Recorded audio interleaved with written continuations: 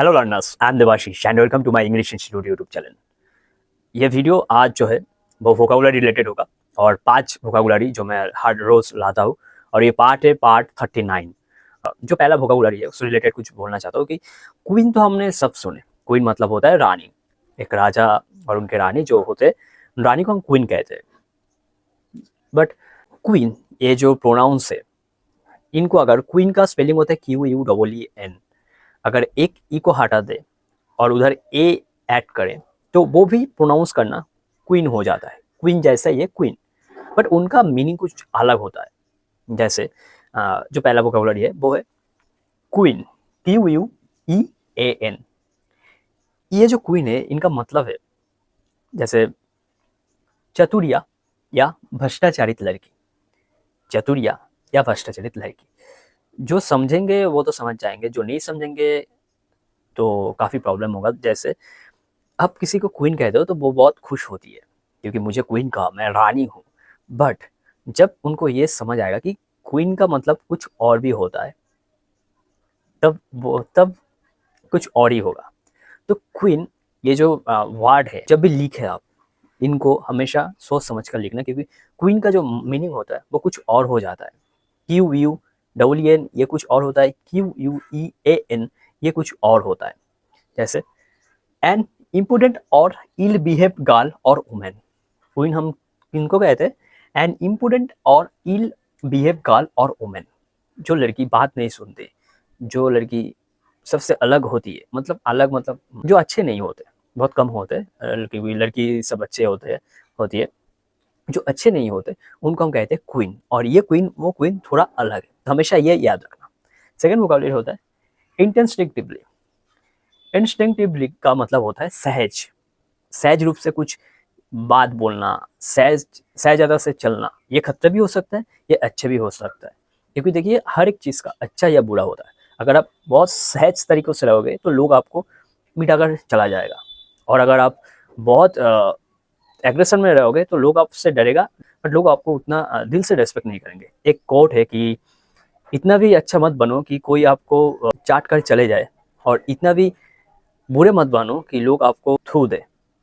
तो इसी तरह लाइफ में हमेशा ये याद रखना कि हमेशा बैलेंस बनाकर चलना, ना इतना अच्छा होना लेकिन इतना भी अच्छा नहीं कि कोई आपको चाट कर चला जाए, और इतना भी हार्ड भी मत करना कि कोई आपको थूके आपको देखकर। तो जिंदगी में हमेशा बैलेंस बनाकर रखना।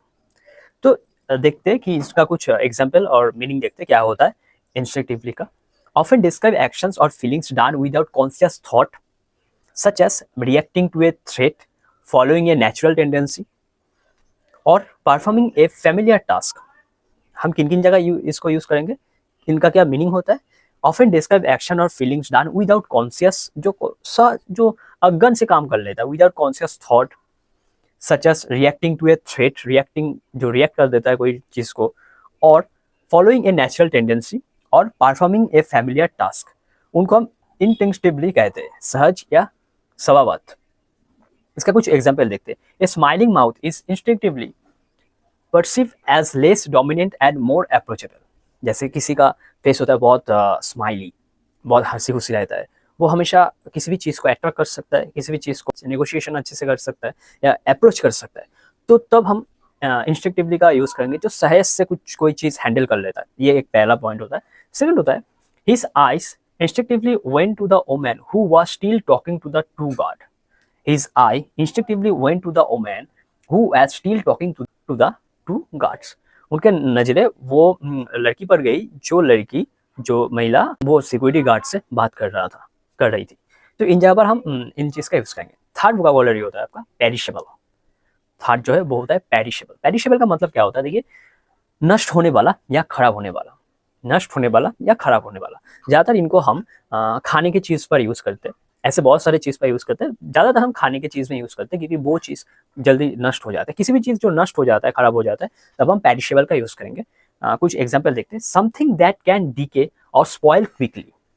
Something that can decay or spoil quickly, particularly food मैंने जो बोला था। The supermarket has a section for perishable items like dairy product which need to be kept cool।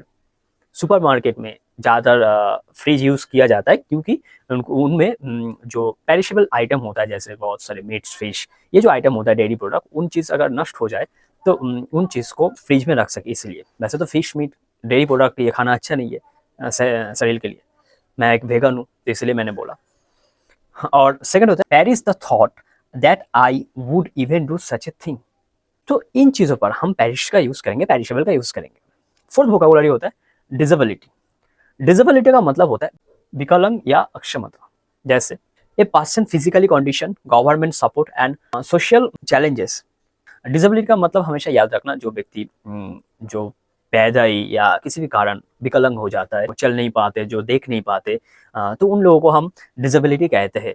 हमेशा याद रखना, उन लोगों को हम डिसेबिलिटी कहते हैं। जैसे his lack of experience is a severe disability for the job, ये एक हो गया। He is currently on disability because of a back injury he sustain last year. He is currently on disability because of a back injury he sustain last year. तो इन जगह पर हम इन चीज़ का यूज़ करेंगे। किसी भी कारण उनका बैक इंजरी हुआ था लास्ट ईयर में, उसके कारण वो अब इस विकलांग हो गया, इस काम से छुटकारा पा गया, इस काम से वो बाहर है। तो इन चीज़ों पर हम डिसेबिलिटी का यूज़ कर सकते हैं। लास्ट जो वोकैबुलरी होता है वो है स्टैबिंग। स्टैबिंग स्टैबिंग का मतलब होता है छुरा या भोंकना।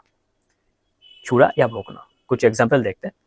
सच as a physical act of violence, metaphorical action like betrayal.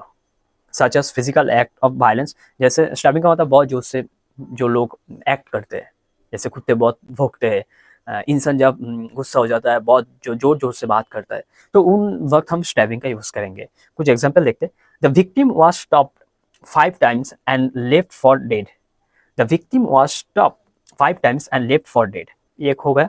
Second होता है she felt a sudden stabbing pain in her foot. She felt a sudden stabbing pain in her foot. उनको अचानक पैर में चोट आया, वो पेन फील किया। मतलब स्टैबिंग का मतलब हो जाता है जो चीज़ छूना या भोंकना, उन जगह पर हम स्टैबिंग का यूज़ करेंगे। तो ये था आज का 5 नए वोकैबुलरी। आई होप कि इन चीज़ों में जो मैंने दिया सब कुछ आपको नया लगा, और ऐसे ही नए वोकैबुलरी हम हर रोज़ ले आएंगे। आप मेरे साथ, हमारे साथ, इस चैनल के साथ बने रहिए। आपको फ़ायदा होगा, मुझे भी हेल्प होगा कि मैं आपको सिखा रहा हूँ। मुझे भी बहुत अच्छा लगेगा कि मैं आपको सिखा रहा हूँ, आप कुछ लर्न कर रहे हो, मैं कुछ लर्न कर रहा हूँ। So thank you for watching this video. Thank you.